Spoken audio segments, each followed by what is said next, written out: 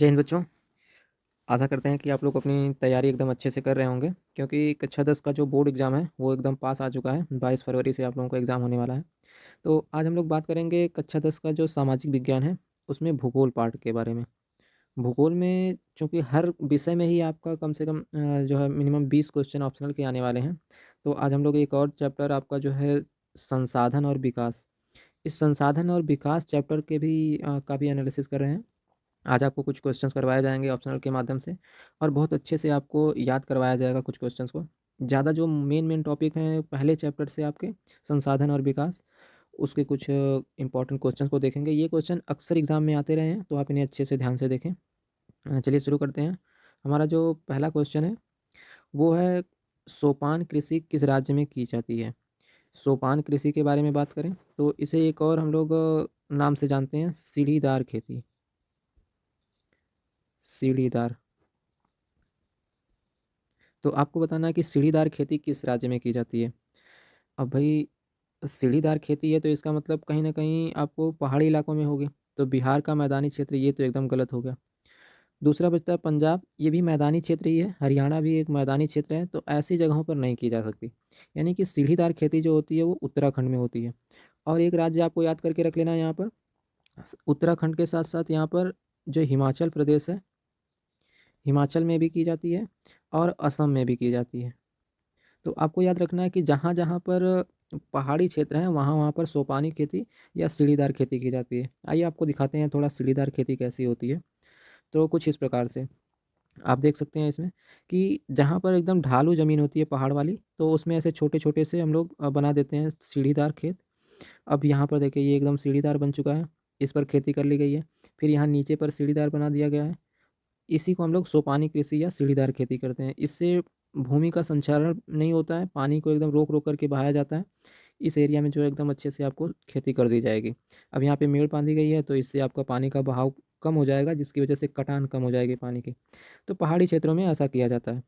एक और है आपको, जैसे देखिए यहाँ पर एकदम अच्छे से, यहाँ एक किसी ने अपना घर बना लिया है और घर के अगल-बगल से यहाँ पर पहाड़ी क्षेत्र था, तो एकदम सीढ़ीदार खेती कर दी गई है। सीढ़ियाँ बना-बना करके ऐसे खेती कर देते हैं, तो इसी को हम लोग बोलते हैं सोपान खेती। सोपान खेती। चलिए, तो हमारा जो दूसरा क्वेश्चन है वो, कौन भारत का सबसे बड़ा लौह उत्पादक राज्य है? अब लौह उत्पादक राज्य की बात आती है तो यहाँ बोला गया है सबसे बड़ा लौह उत्पादक। तो इसमें 2 तरीके से आंसर हो सकता है। एक तो पूछा जाता है कि सबसे बड़ा भंडार किसके पास है? तो अगर भंडार की बात करें तो सबसे बड़ा भंडार जो है वो कर्नाटक के पास है। और अगर हम लोग सबसे ज़्यादा उत्पादन की बात करें कि ओवरऑल कितना उत्पादन एक साल में सबसे ज़्यादा कौन से राज्य में होता है, तो वो है उड़ीसा। तो यहाँ पूछा गया सबसे बड़ा लौह उत्पादक राज्य, तो सबसे बड़ा लौह उत्पादक राज्य जो हो जाएगा आपका वो उड़ीसा हो जाएगा। क्योंकि सबसे ज़्यादा उत्पादन जो होता है वो उड़ीसा में होता है। अगर भंडार पूछा जाता है कि एक ही जगह पे सबसे ज़्यादा उत्पादन कहाँ होता है, तो वो कर्नाटक में होता है। गोवा और झारखंड में कम उत्पादन होता है उत्पादन, लेकिन कम होता है। तो सबसे ज़्यादा जो उत्पादन होता है भारत में वो उड़ीसा में होता है। और दूसरे नंबर पे जो आपका कर्नाटक है, लेकिन यहाँ पे सबसे बड़ा भंडार है। ये आपको ध्यान में रखना है, दोनों क्वेश्चन को, उड़ीसा को भी याद रखना है और कर्नाटक को भी याद रखना है।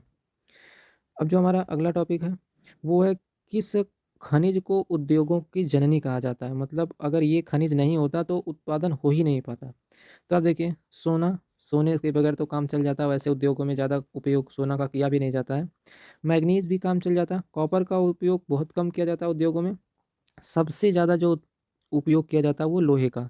अगर लोहा नहीं होता तो उद्योगों का निर्माण ही मुश्किल हो जाता है। जैसे आप देखेंगे कोई उद्योग है इंडस्ट्री लगाने के लिए, उसका सबसे पहले निर्माण ही करने में, मशीनें बनाने में लोहे का उत्पादन किया जाता है। तो लोहा जो था वो उद्योगों की जननी कहा जाता है।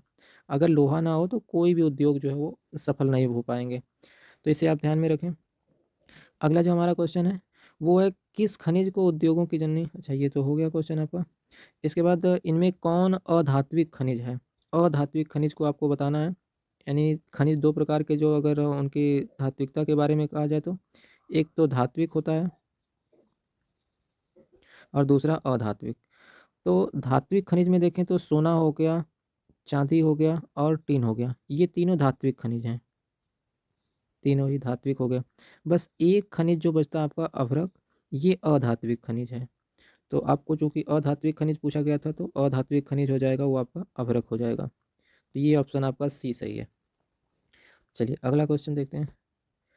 अगला क्वेश्चन जो हमारा, भारत का प्रथम तेल शोधक कारखाना कहाँ स्थित है? तेल शोधक कारखाना बोले तो कि जहाँ पर तेलों का शोधन किया जाता है, यानी ऑयल रिफाइनरी। ऑयल रिफाइनरी जो होती हैं, यहाँ पर तेलों कच्चा तेल हम लोग विदेशों से मंगवाते हैं और वहाँ पे तेलों का शोधन किया जाता है। उसके बाद डीजल हो गया, पेट्रोल हो गया, मिट्टी का तेल हो गया, इन्हें हमारे वाहनों तक, घरों तक पहुँचाया जाता है। तो जो सबसे पुराना तेल का कारखाना था वो दिग्बोई में था। असम का दिग्बोई है, ये असम क्षेत्र में पाया जाता है, असम राज्य का है दिग्बोई।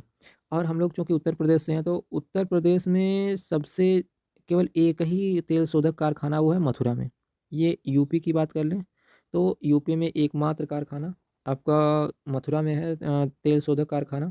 और असम का दिग्बोई जो वो सबसे पुराना कारखाना है। अब आप इसे एक मैप के माध्यम से कुछ कारखानों को देख लें तो ये कुछ ऑयल रिफाइनरीज हैं हमारे देश की जो मेजर उत्पादन करती हैं ज़्यादातर। तो असम दिग्बोई देख सकते हैं आप लोग कि यहाँ पर है, ये हो गया दिग्बोई। दूसरा चीज़ है आपका इसके अलावा यूपी का ये मथुरा था, तो मथुरा में होता है कुछ उत्पादन। और इसके अलावा मेन मेन आपके जो मुंबई हो गया, मंगलौर हो गया, कोच्चि हो गया, इसके अलावा आपका ये बरौनी है।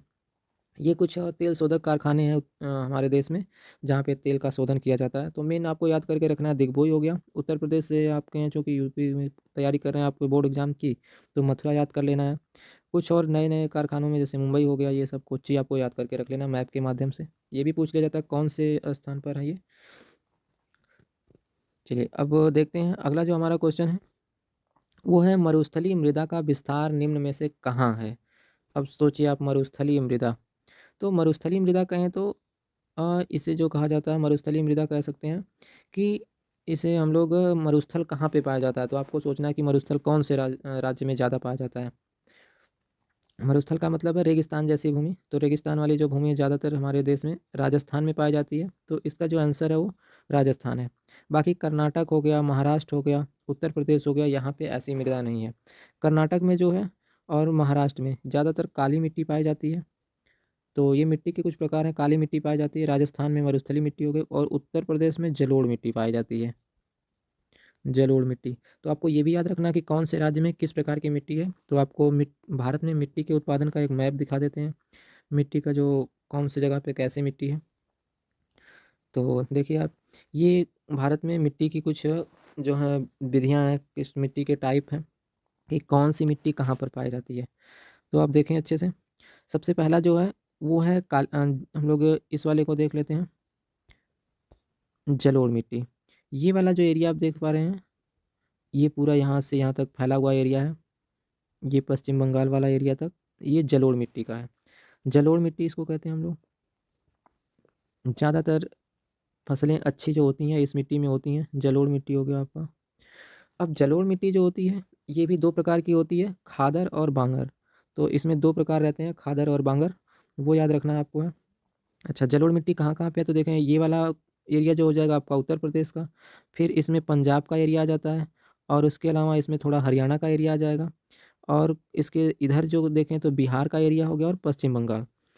तो इन राज्यों में ज़्यादातर जलोढ़ मिट्टी पाई जाती है, और जलोढ़ मिट्टी जहाँ पे नदी ज़्यादा होती है वहाँ पे होती है। तो आप देख सकते हैं उत्तर प्रदेश में हो गया, पंजाब में हो गया, नदियों का तो एकदम जमावड़ा सा लगा रहता है, बिहार हो गया, तो इसीलिए यहाँ पे जलोढ़ मिट्टी पाई जाती है। और जलोढ़ मिट्टी के अंदर एक चीज़ आपको याद रखना है, जूट की खेती की जाती है मुख्य रूप से पश्चिम बंगाल में, जूट की खेती। वैसे जलोढ़ मिट्टी में गेहूँ हो गया, चावल हो गया, गन्ना हो गया, सारी फसलें अच्छी होती हैं। लेकिन पश्चिम बंगाल की एक फसल है जिसके बारे में अक्सर एग्ज़ाम में पूछ लिया जाता है, जूट की खेती कहाँ की जाती है? तो जूट की खेती पश्चिम बंगाल में की जाती है और जलोढ़ मिट्टी में। तो ज से याद करिए, ज से जूट और ज से जलोढ़। इसलिए जूट की खेती जो है वो जलोढ़ मिट्टी में और पश्चिम बंगाल में होती है सबसे ज़्यादा। ये क्वेश्चन बहुत बार एग्ज़ाम में आता रहता है। चलिए अब इसके अलावा हम लोग देख लेते हैं थोड़ा कि और कौन-कौन सी मिट्टी है जो मुख्य रूप से आती हैं। तो एक मिट्टी है काली मिट्टी, आपको याद रखना है। ये काली मिट्टी, यहाँ पर देख रहे हैं ये पूरा एरिया जो है वो काली मिट्टी का है। अब काली मिट्टी यहाँ पे देखें कि कौन-कौन से राज्य हैं, और थोड़ा-सा यहाँ पे भी काली मिट्टी है आपका। तो इसमें देखिए तो मध्य प्रदेश आ जाता है, महाराष्ट्र आ जाता है, और कर्नाटक का एरिया कुछ आ जाता है। तो मध्य प्रदेश, महाराष्ट्र, कर्नाटक, और ये वाला एरिया गुजरात का। तो मध्य प्रदेश, महाराष्ट्र, कर्नाटक और गुजरात, और इधर भी हल्की-फुल्की छिट-पुट मिलती है, लेकिन ज़्यादातर मुख्य रूप से काली मिट्टी इन्हीं प्रदेशों में है।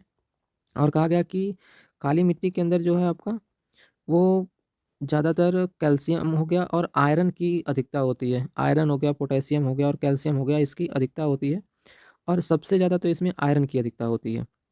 इस वजह से ये काली मिट्टी हो गई। अब काली मिट्टी जो होती है वो कपास की खेती के लिए बहुत अच्छी है। कपास, यहाँ से क्वेश्चन आपको कपास से देखने को मिलता है अक्सर एग्जाम में कि कपास की खेती के लिए सबसे अच्छी मिट्टी कौन सी है, तो वो है काली मिट्टी। अब काली मिट्टी कहाँ ज़्यादा मिल रही है, तो वैसे मध्य प्रदेश हो गया, महाराष्ट्र है, कर्नाटक है। लेकिन अक्सर जब बोर्ड में एग्जाम में क्वेश्चन पूछा जाता है तो वो गुजरात का ऑप्शन देता है। तो सबसे ज़्यादा जो उत्पादन होता है कपास का वो गुजरात में होता है। इसलिए आप कपास, काली मिट्टी और गुजरात याद रखें। तो क से कपास और क से काली मिट्टी, ये याद रखना। क से काली, क से कपास और ज से जूट, ज से जलोढ़, ये मिट्टियों का कॉम्बिनेशन है, आपको अच्छे से याद रख लेना है। अब इसके अलावा भी बहुत सारी मिट्टियाँ हैं, जैसे आप और भी देख सकते थे कि और कौन-कौन से प्रकार की मिट्टी जो है हमारे देश में पाई जाती है। तो इसके अलावा एक तो था ये लैटेराइट मिट्टी। अब लैटेराइट मिट्टी जो थी वो आपकी यहाँ पर देख सकते हैं, केरला हो गया और महाराष्ट्र का ये तटीय क्षेत्र एकदम, तो इन क्षेत्रों में लैटेराइट मिट्टी होती है जो अधिक बारिश की वजह से बनती है। लैटेराइट मिट्टी में मसाले की खेती होती है, मसाला। तो अच्छे से आपको ये 3-4 टॉपिक याद रखना है। जैसे मसाले को खेती के लिए केरल फेमस है, केरल हो गया। अब चलिए, अब आगे देखते हैं हम लोग अगला क्वेश्चन, इतना डिस्कशन काफ़ी है।